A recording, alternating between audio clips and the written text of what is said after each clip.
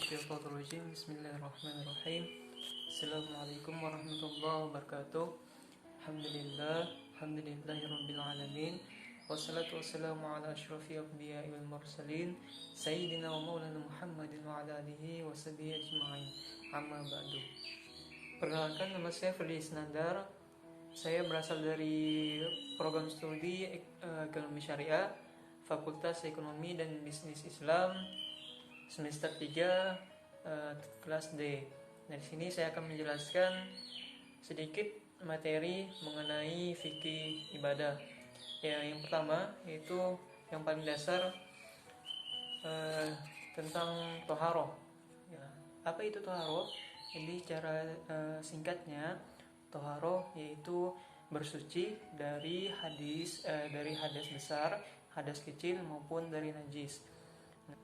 Nah, dalam Al-Quran Allah itu menyukai orang-orang yang bertobat dan orang-orang yang menyucikan diri. Dilihat dari Quran surah Al-Baqarah, surah yang kedua ayat 222, yang artinya kurang lebih sesungguhnya Allah menyukai orang-orang yang bertobat dan orang-orang yang menyucikan diri. Nah, taharah ini dibagi menjadi dua macam, yaitu taharah lahiriah dan taharah batiniah. Nah, taharah lahiriah ini yaitu taharah yang dilakukan dengan jasad kita atau dengan praktek, misalnya dengan wudu atau tayamum. Nah, untuk taharah batiniah yaitu bersuci dari segala penyakit-penyakit dalam hati kita, misalnya penyakit dengki atau sombong, iri, dan sebagainya. Ada 3 macam cara kita dalam bersuci.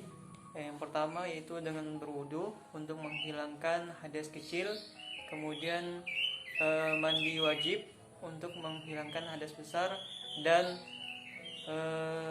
bertayamum apabila tidak ada sumber air. Untuk wudhu ini ada beberapa jenis air yang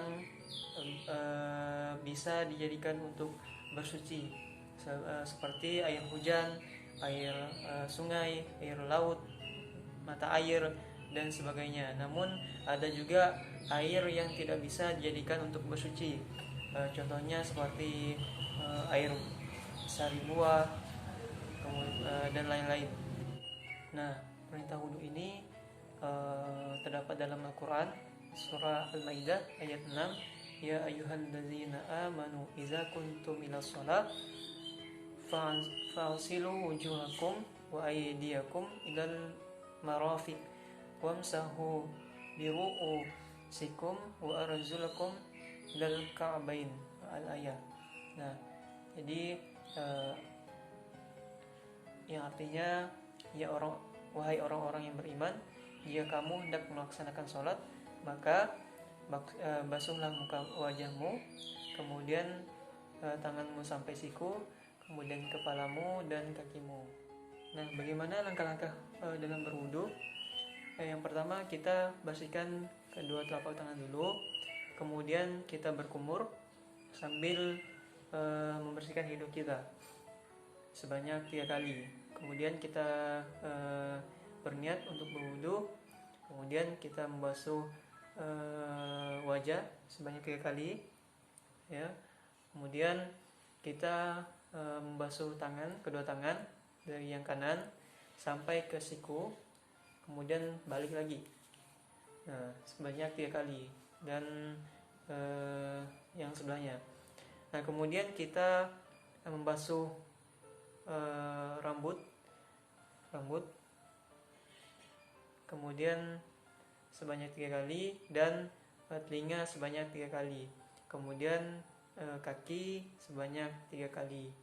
Nah, baik, kalaupun nanti seandainya kita tidak menemukan air untuk bersuci, kita menggunakan debu yang disebut dengan tayamum. Nah, tayamum ini dilakukan apabila benar-benar tidak ada menemukan sumber air. Nah, adapun cara-cara tayamum, yaitu yang pertama kita letakkan tangan kita di tempat yang ada debu, misalnya di meja atau di lantai atau di tanah. Kemudian debu yang ada di tangan kita tiupkan sedikit, kemudian kita usapkan ke wajah. Setelah itu kita ambil lagi debunya, kita tempelkan lagi tangan kita di permukaan, kemudian kita tiupkan lagi, kemudian kita usap ke tangan yang kanan dulu, kemudian yang kiri. Nah, setelah itu kita membacakan doa setelah berwudu. Lanjut kita ke materi selanjutnya, yaitu tentang sholat. Nah, secara ringkas, sholat itu adalah ibadah wajib yang terdiri dari takbiratul ihram sampai salam. Nah, kemudian sholat ini ada bermacam-macam. Yang pertama yaitu sholat wajib. Dalilnya ada di Quran surah Al-Isra ayat 78. Ya, sholat wajib ini terdiri dari 5 waktu, yang mana 5 waktu tersebut adalah waktu subuh, waktu zuhur, waktu asar, waktu maghrib, dan waktu isya. Dan apabila sholat wajib ini tidak dikerjakan, maka kita akan mendapatkan dosa. Kemudian yang kedua yaitu sholat Jumat. Sholat Jumat ini dikhususkan untuk laki-laki muslim pada hari Jumat. Sholat Jumat ini yaitu sholat pengganti zuhur. Kemudian yang ketiga yaitu sholat sunnah.